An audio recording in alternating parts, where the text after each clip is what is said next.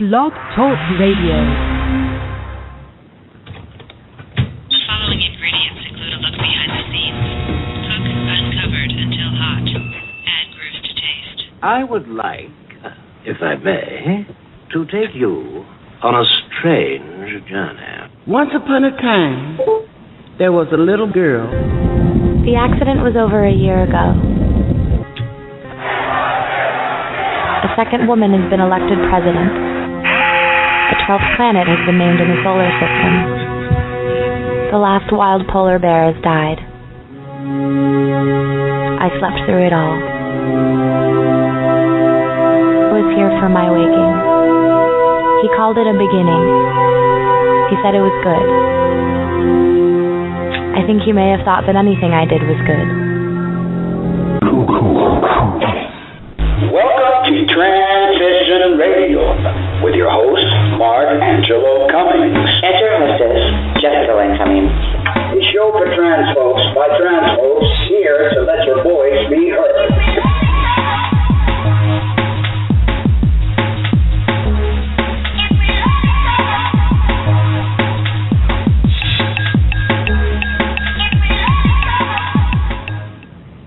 Well, hello and good evening and welcome to Transition Radio. My name is Mark Angelo Cummings and I am your host. And I am Jessica Lynn Cummings, your hostess. Tonight's show is being broadcast live from Collins, Georgia for the last time. We will be moving on to Louisiana, close to the New Orleans area. But we wanted to take a minute to thank our sponsors, thebreastformstore.com. They have everything you can imagine to enhance your feminizing needs. And Dr. Varden Madidosian, a facial feminization specialist based out of Jupiter, Florida. Visit our website and there you're going to see two banners, one for the Breast Form Store and one for Dr. Madidosian. Please click those banners, visit their page, show them your support, and especially tell them that Transition Radio sent you. Now, tonight, we want to talk about many different things, but we also want you guys to get involved. I go on all these groups and I get an earful, or actually a keyboard full of all sorts of bravery. Keyboard courage. Yes, but when I offer you guys a chance to please come on the show, show your expression, voice your opinion, state what you feel. Actually, one of the individuals that I was discussing today, her name was Kate Black, Cat Black, and she mentioned that, no, she couldn't call because she didn't know if she could contain her trans, and this is how she quoted, trans woman of color, temper, I guess, or whatever she quoted in such words. And I'm like, really, people, we should be able to discuss things like adults. We may not always agree, but we could agree to disagree and look at each other's views. Anyway, the number to call in is 646-716-6895. Again, that's 646-716-6895. And if you're too shy to call, we do have a chat line open, and you can post your questions, comments, and concerns. Tell us to go eat shit and die, whatever else it is you want to tell us. As obviously some of you already do on our blogs and other places. Well, we want to talk about some issues that we feel are important, and I'm sure you do too. How early is it too early to transition? How early is too early to take blockers, hormones, and have surgeries performed? This is a question that many parents who have transgender children ask themselves.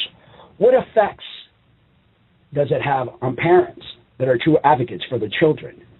We receive emails from all over the world. We get parents reaching out, wanting to learn more about their child. They report that no matter how supportive they are, their child continues to express wanting to die and a hate for their body. Do we think that by allowing a young trans person the ability to block their hormones or take synthetic hormones at such a young age will be productive? One of the things, we've got a caller, so we're going to go ahead and bring that caller in before we continue the discussion. And let's see. Hello, caller. State your name, where you're calling from, and please go ahead. The floor is yours. Hey, guys. It's Kat from San Diego. Say that again. I can barely hear you. You're breaking up. Kat from San Diego. Is it better now? From San Diego. Yeah, we can hear you better now. What's going on, Kat, from San Diego? Really, so I was listening to you guys talking, and I think that it's totally fine to do hormone blockers and stuff for a child, especially if by the time they're 5, 6 years old, they're still talking about it. You know, I think it's totally appropriate. If it's like hormone blockers or just letting the child, you know, dress how they want to and present at school. Yes. And I think that it's, you know, I personally don't think there's enough research that has been brought forth for the younger trans generation at this moment because of, you know, the amount of children that are coming out as far as absolutely. I mean, yeah, I think my view as a medical professional, and I've been in the medical field since 1996, actually 92, because I was volunteering prior to getting into the whole program. But we don't know, even us as adults that are taking this, and I've been on hormones for 12 years, we don't know the long-term effects because there have not been any long-term studies. What if the child, after the child, let's say the child's 5 years old and the child turns in the 20s, they start having issues and second thoughts. And the reason we bring this up is we get a lot of emails from parents who see their child acting up after being on the blockers for quite a while, after being on the hormones for quite a while, and their child is still not happy. So our question to everyone is, do we think that this actually solves anything, or are we creating or opening up a can of worms? What do you think? I mean, there's so many different people and so many different children, you know. I mean, you really have to base it on that child and that family and what everybody's really comfortable with. I mean, you got to be allowed as a human being to be able to change your mind if you want to, I believe, no matter how old you are. You know, if you feel it's not right after a while, then you tried it, it doesn't work. Unfortunately, some things are irreversible, but that's something that I think needs to be discussed in a proper way to the child, in a way that they can understand it before anything begins. Right. As long as the parents are open enough, I don't think it's a problem at all. I think the child should be allowed to express themselves, whether it's gender or just how they want to present themselves to the world in general. You know? Right. I hear you. I also see that there's... I'm trying to think, because there's a few children I know, even when I was a child, you know, I presented as male for a very, very, very long time. No one ever told me it was wrong to want to play with Transformers or to want to wear boys' clothes or anything like that. And now that I'm older and I'm going to begin starting my transition now, it totally makes sense to my entire family. You know, nobody's surprised at all. Right. Yeah, it's like that. You're so worried and you don't want to tell them, and then all of a sudden you're like, you tell them, hey, you know, this is how I feel, and they're like, yeah, okay, so we know. We already know. Yeah. Yeah. I guess my point of view on all this is, you know, prior to hormones, prior to surgery or blockers, transgender people have been around forever. We have taken it one step further, and we believe it's been a major power of suggestion that now everybody's coming out and everybody wants to transition. Were we born this way for a reason? Are we actually a mistake, or is our fate to actually walk in both energy, which is male or female, positive or negative, light or day? You know, everything in this world has duality. And I'm kind of wondering if we want to feel comfortable in our skin, but in the end, we've known a lot of people, which also is going to lead to another discussion of tonight's topic, detransitioning, that they went through it all, 20, 25 years later, all of a sudden, they have major regrets because their life has never been the same. No matter what they've done, they went through the full SRS, and they still did not reach their happiness, so they end up detransitioning. Yeah, exactly. So that's another and then concern. You know, and get to transition for whatever the reason, in their 40s, 50s, some people even 60s. And they regret that they didn't transition. Can you repeat that? Yeah, we broke up a little bit. Yeah. Breaking up stuff. Can you repeat what you just said? Okay, I said and then there's people on the other side of the coin that are in their 40s, 50s, 60s, and had wished that they had transitioned when they were younger, or they had access, or for whatever the reason, they wish that they had been able to before. Yes, and there's two sides to every corn. Every coin.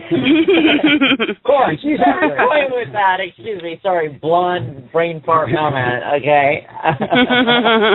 There's two sides to every Jess, corn. you're always tongue-tied. Yeah, I know. I guess that's sort of my on-air personality. I got that twisted tongue thing going on. I know it's a good topic. Jess starts to get tongue-tied when it's a really good topic. I know. She gets all nervous. I try to be analytical and stuff like that, but I do not get nervous. I just get brain farted, I guess. I don't know. But yes. All right, well, I'll clear up the line. But some other time, if you guys ever get on the topic again with this RuPaul stuff, I know it's like kicking a dead horse, but I got into a crazy. I apparently made myself into a target yesterday, and I wanted to share that with you guys, but that's not the topic today. Go ahead, share it. Don't worry about it. Oh, gosh. Okay, so there was a woman, a trans woman on, I wish I could remember her name on YouTube, and she just said her opinion and then asked on her video that people, leave their opinion, start a discussion on her page.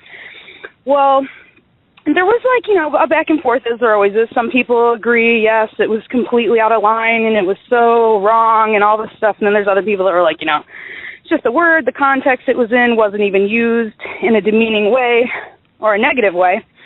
And I commented, I had just said that, it's very important that people that have the platform make sure that they're picking their battles wisely and not biting the hand that feeds them and things like that.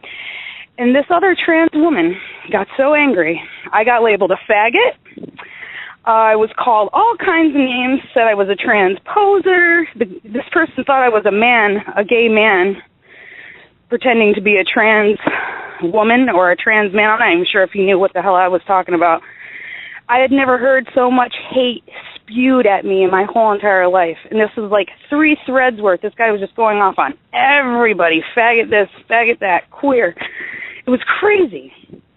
Yeah, they're very notorious for doing that. Whenever someone does not agree with their views, they will badger you, they will name call you, they will beat you across the head with a hammer. I mean, that is the movement. And that is a movement that is going to destroy the transgender community because we're going to end up destroying ourselves. How are we going to get allies if we're on an island by ourselves? Exactly. Yeah. Exactly. And, the whole thing about this tranny female bullshit, who gives a fuck? Sorry. Exactly. It's words. If it bothers you that much, then you must be a tranny or a female. Because no. See, I know for a fact that I'm not a tranny, I'm not a female. I'm a trans woman. But wait, that's how I feel. If you identify that way, and if you identify that way, and this person's coming at you, slandering you based on that, then fine, you can get your feelings hurt if you're really that connected to that word. But I really feel like, God, there's so many other battles that we could be dealing with right now. So many other points that could be made. I sat there and I thought so hard the other day. I was like, I thought back to myself. Back before I transitioned and I was a dude, okay, and I pronunciate that I was a dude before I transitioned to a female, that I was like, I never had a problem with somebody calling me he or him or Sean. Right, really, right. Now, why do I feel that if somebody calls me he, him, or sir, or by my birth name, like my family, my mom, why is it that I care so much now? What the fuck changed? Oh yeah, gee, I got titties. Well, that's probably what changed.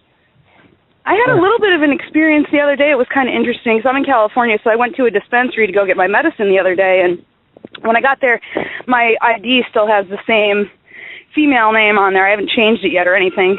So the guy looked at me and he said, I thought you were a man. And I said, well, I am what you think I am, really. It's not really that big of a deal. I said, I don't really get hung up on gender, and it doesn't really matter anyway, right? I'm just coming to get my medicine. Does it matter if I'm a guy or a girl? He just looked at me and laughed, smiled, and was like, it was great. It's just how you handle it, Yeah.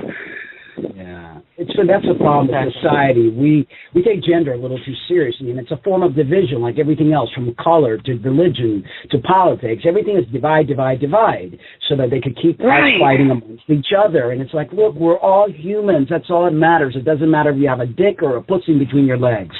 You know, it is what it is. Yeah. And we are who we are. We forgot to put the disclaimer up. This show is going to be very graphic, so TVMA. Warning. Yes. It can't be real, okay? And that's one of the things that I'm seeing the trans community is turning to a bunch of fakeness. Right. Now they even have this Trans 100 selection. Oh, Lord. Like we need an Oscar award or what is it? What's that other award? The Oscar or Emmy or whatever award to show the best people in the trans community. We should just call it the Popularity Awards. I mean, that's what it seems like. It's kind of like that. You're brought back to this high school kind of way of being, which all of us kind of rejected it when we had to be like that, you know? It's like, don't drag me back there, please. No, exactly. Like sitting with the cool kids at the lunch table. Yeah, it's the need for them, because not every trans person is this way, but a lot of them are very attention hungry. And it's like they have to, and that's why they get in the groups and they fight, and they, you got the TWOC claiming that they have it worse than everybody else.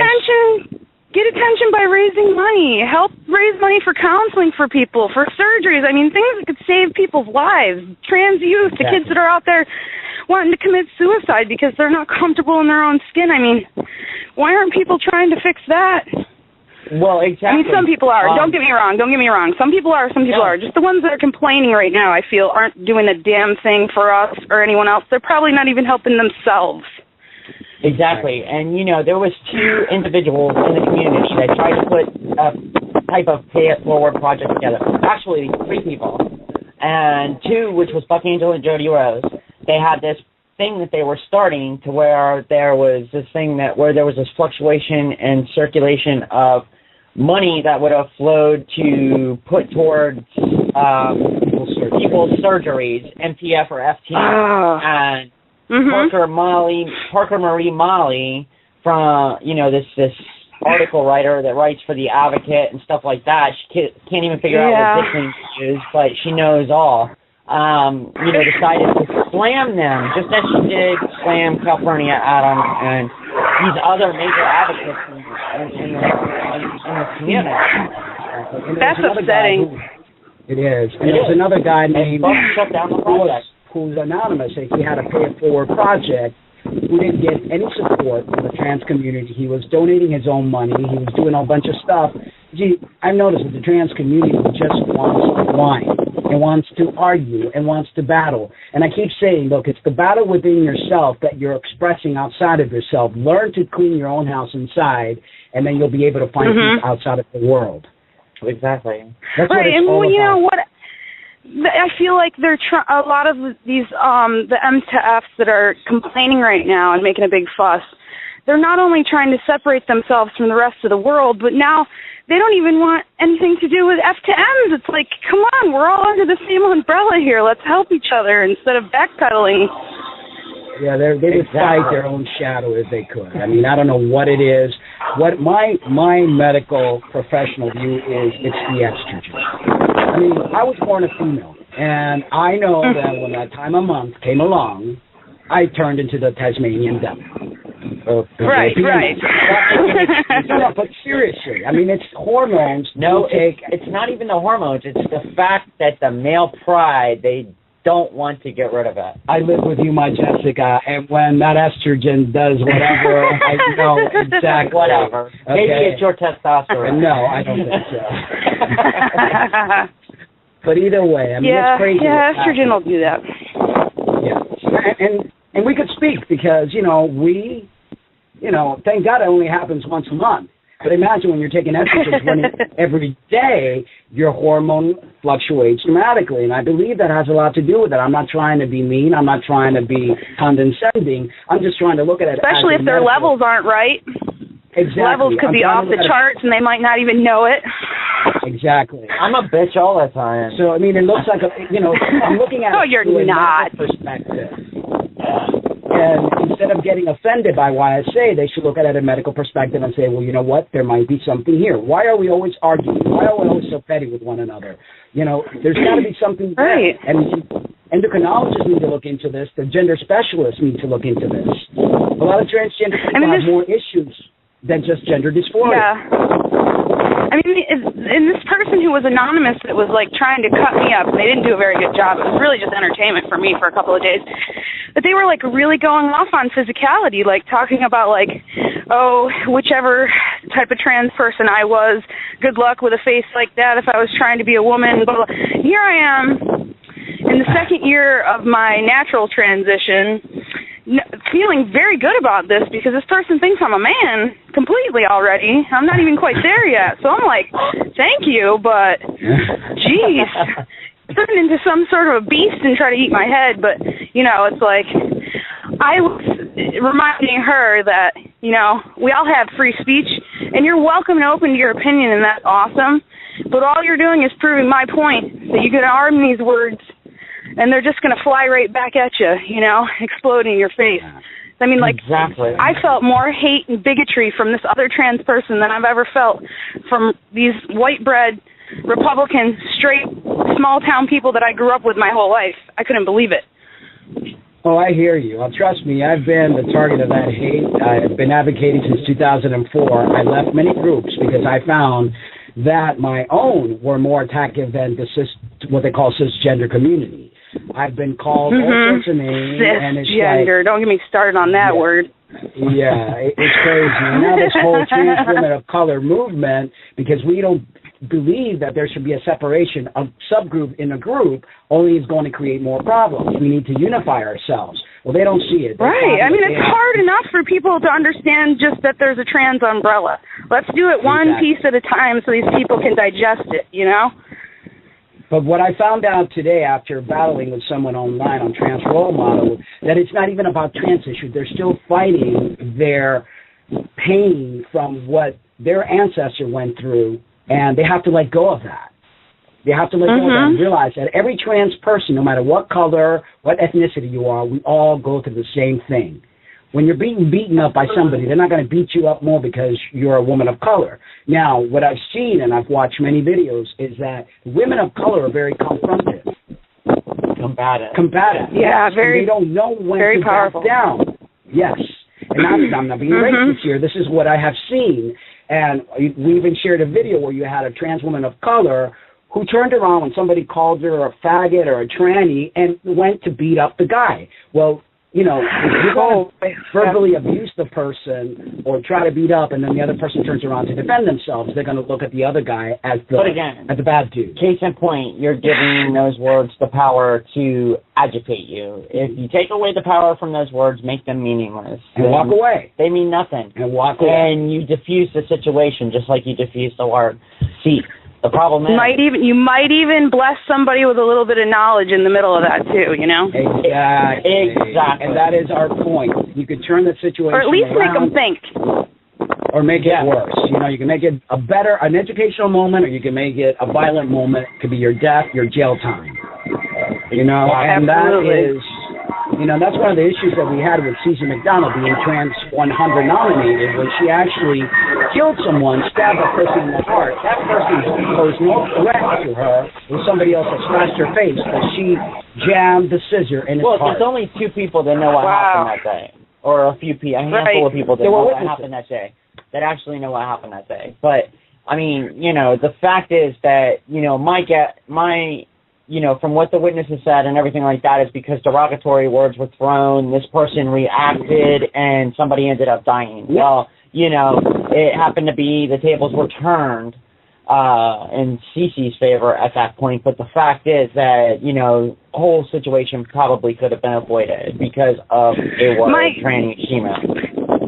My outlook my whole entire life on confrontation is if you feel like there's no possible way that you could talk your way out of it or talk some sense into the individual that's giving you a hard time, it's totally worth it to walk away. Let them think you're a pussy, scared, whatever. At least you get to walk away with your life and your dignity. Exactly. And that to me is a hero, not somebody that turned around and jabbed somebody in the heart and killed them, and now she's being seen as, oh, wow, she's standing up for violence breeds more violence, and that is nothing to be amicable about or be happy about or boast about or whatever. Exactly. What happened with that situation is that person that life was taken, their family now hates trannies. Yep. Their family's family hates trannies. Now, you know, you're breeding another step of violence, you know, and when it could have just walked away and when everything could have just been diffused, the whole situation, it could have been diffused by simply walking away from the whole situation. But the anger that I see in the trans women of color, which they keep saying that I'm being transhumanistic and I'm being white privilege and everything else, that anger that they've carried from generation to generation is being carried now into the movement, and it is leading us into danger.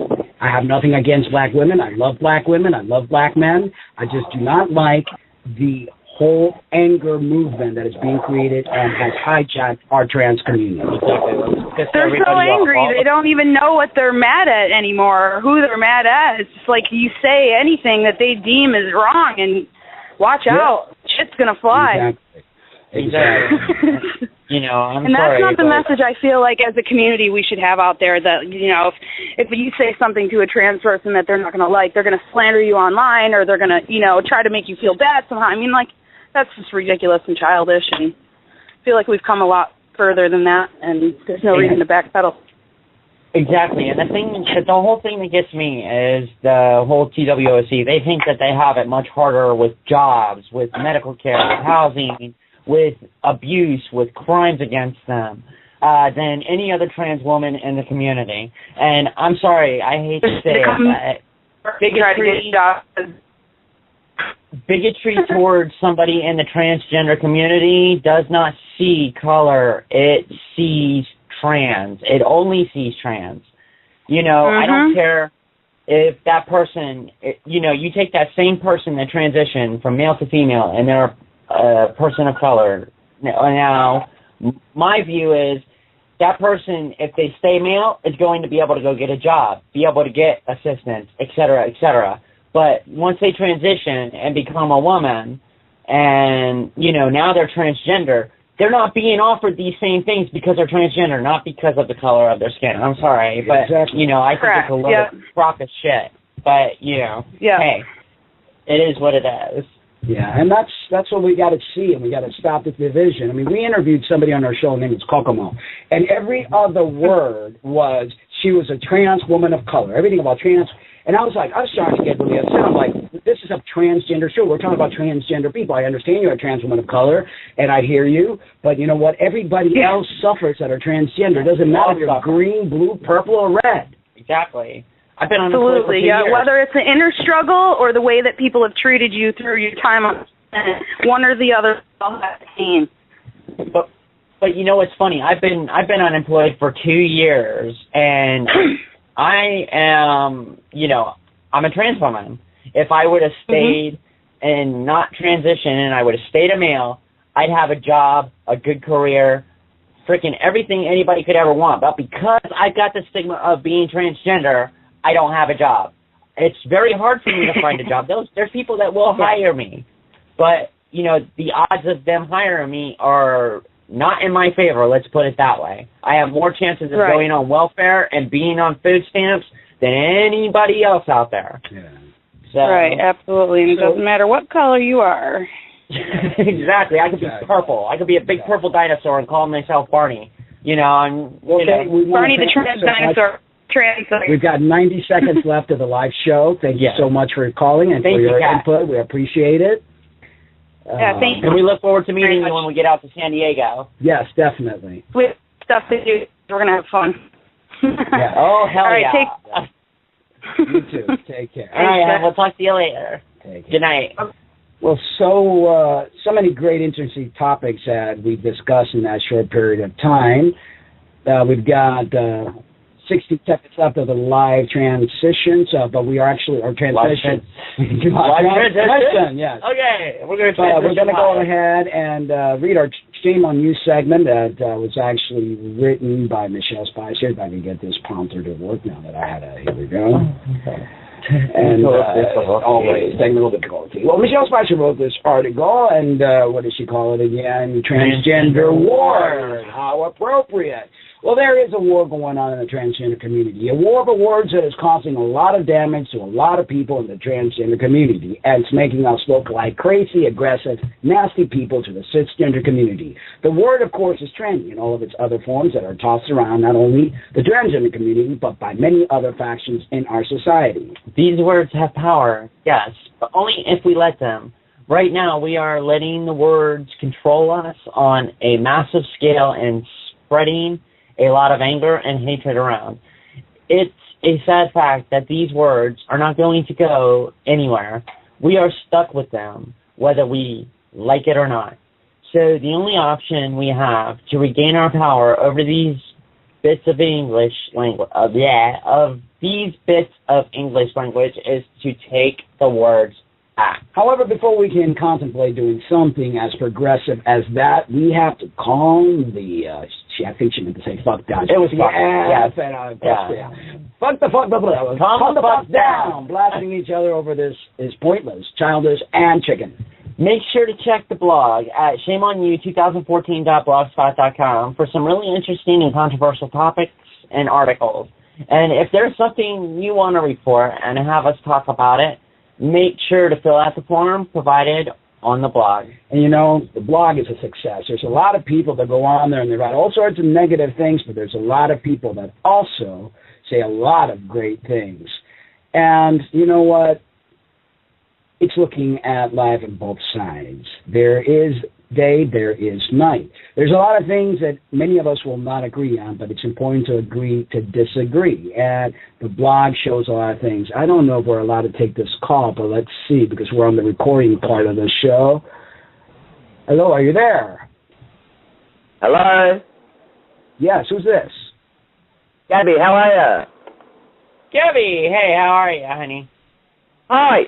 Listen, I'm really interested in the subject you're talking about because when I was pre-op transgender, terms like drag queen or she-male, all those worried me a little bit, but when I became post-op for some silly reason, and it is a silly reason, they tend to bother me more, and it's a strange thing, and it seems to be a feeling which, like you guys are saying, throughout the whole community, some people are quite accepting for these terms to be used, and others like myself have a problem with it, and it's a weird, and it's a silly thing in some ways because you cannot explain why you would have this feeling of, you know, not finding the word not more offensive or finding the word, you know, distasteful to yourself.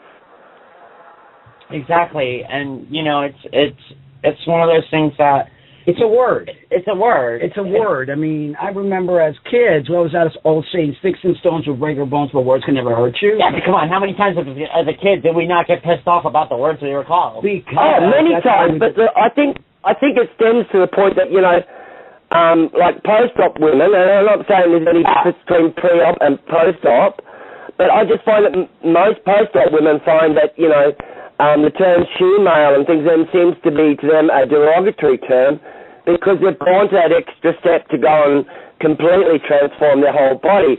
Not that they're as equal as any pre-op in, you know, in personalities and in appearances. I mean, I think it's more of a personal thing which post-op women seem to find. Yes. And that's fine. Everybody's got a right to think and have an opinion, but when you try to shut down the world and try to control Hollywood and tell them how and what they should say or not say, that's when the problem lies, because then you're actually going to freedom of speech. Exactly. You know, and that's where, you know, I think they've gone overboard with this whole thing.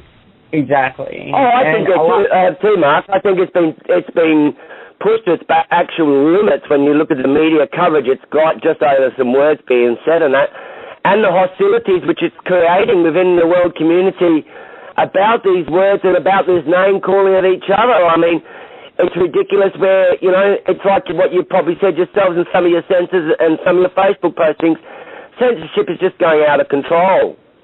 Totally. Mm-hmm. Totally out of control. And we're being demonized because we're putting a light and talking about these things and having people realize this is just dead wrong. We need to focus on issues that are important to the community, not name calling. Who cares what they call you? You know, as long as... Yeah, well, the issues which are important is, cheaper medical help, easier access for transgender men and women to be able to proceed along the course of actions they proceed to choose in their own lives, whether they wish to go the whole hog, halfway, quarter way, it's irrelevant. There's no such thing as you have to go all the way, but do you know what I'm trying to say? Yeah, exactly. There's more important things to fight against and to fight for us than fight over a word and have an angry outlook on everything and want to thrash and trash everybody that, doesn't see things our way. That is not the correct way to do it. There's an agenda behind this, Gabriella. There's a major agenda. And that's what people are blind, that they don't see. Political heads have hijacked our movement. As they hijack the movement. They're trying to fracture the movement a lot more so they can try and voice their control over us, because we're all slowly gaining more and more power because we are becoming united. We are more vocal. We are more in the public arena now than we've ever been. Transgender people now are so far in the public and so far in people's faces that it's a time we should be maximising these opportunities to make things easier for the future generations of transgender women and transgender men, so they don't have the hassles, so they don't have the hostility, so they don't have all the dramas and nightmares we had to do, as our oldest one had to do and jump to get to where we are.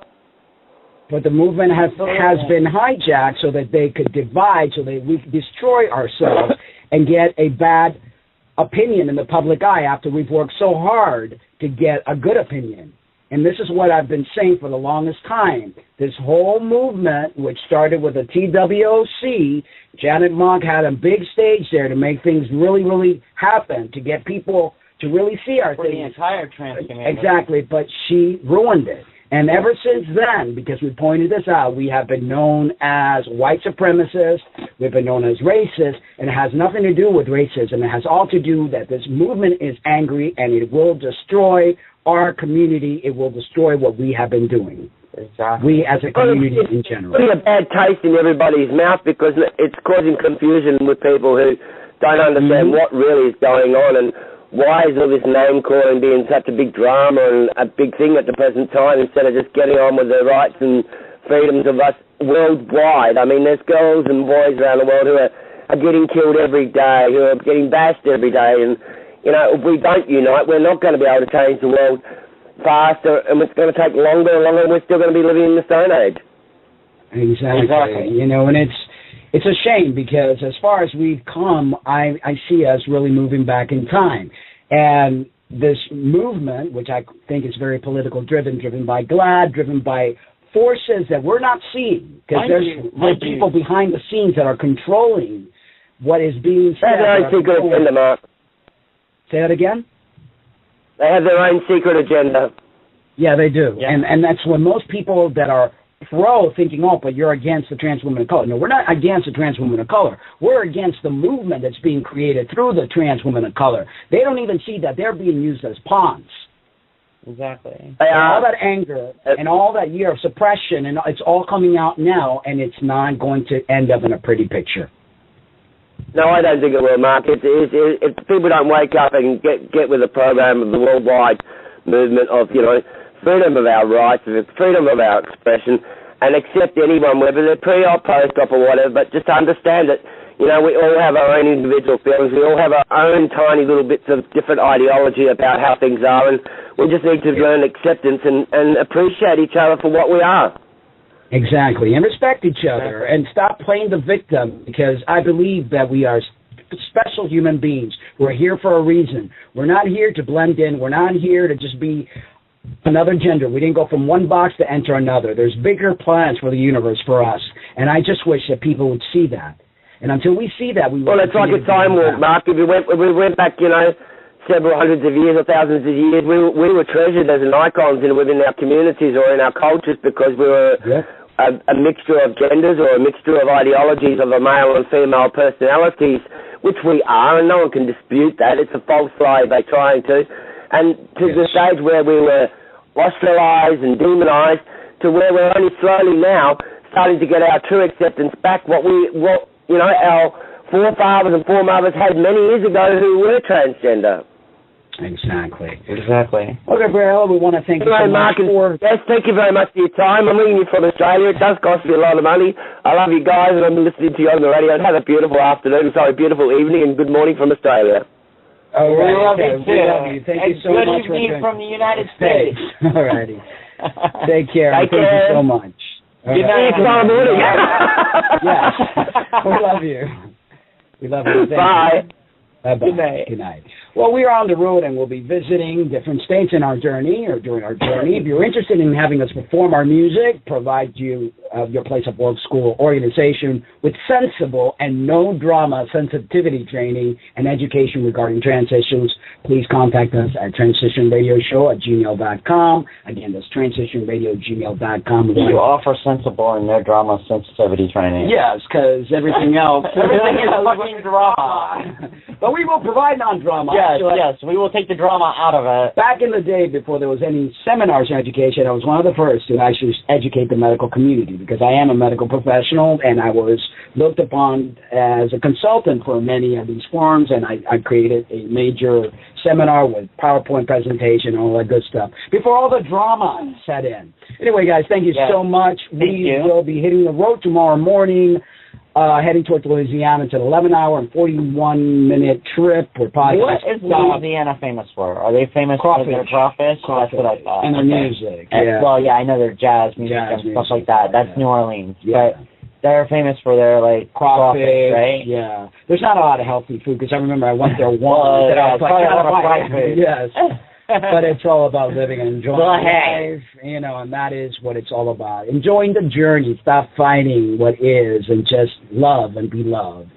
Guys, thank you so much for joining us. Thank you to our chatters. Thank you to our callers. Thank you to our listeners, our viewers, our sponsors, everybody, even our haters. We love you, babies. But remember to always love yourselves, too. Good night. And here we go.